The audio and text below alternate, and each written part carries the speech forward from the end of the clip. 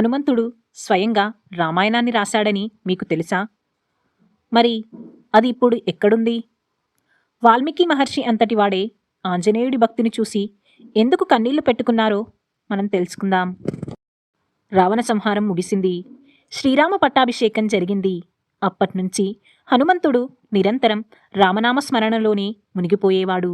ఒకసారి ఆంజనేయుడు హిమాలయాలకు వెళ్ళి అక్కడ ఉన్న పెద్ద శిలలపై తన వాడివైన గోళ్లతో రామాయణాన్ని చెక్కడం ప్రారంభించాడు.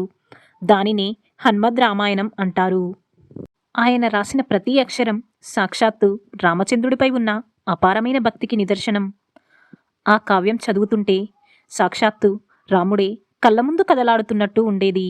కొంతకాలానికి వాల్మీకి మహర్షి తాను రాసిన రామాయణాన్ని తీసుకొని హనుమంతుణ్ణి కలవడానికి వచ్చాడు. హనుమంతుడు రాసిన ఆ కావ్యాన్ని చూడగానే వాల్మీకి ఆశ్చర్యపోయాడు.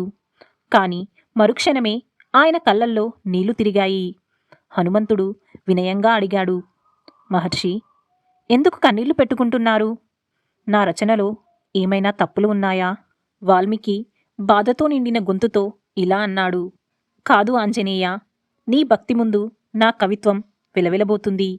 నీ రామాయణం గనక లోకానికి తెలిస్తే నేను రాసిన రామాయణాన్ని ఎవరూ పట్టించుకోరు. నీ రచన అంత అద్భుతంగా ఉంది. వాల్మీకి మనసులోని బాధను గమనించిన హనుమంతుడు ఒక్క క్షణం కూడా ఆలోచించలేదు. ఆ భారీ శిలలను తన భుజాలపై వేసుకుని సముద్ర తీరానికి వెళ్ళాడు.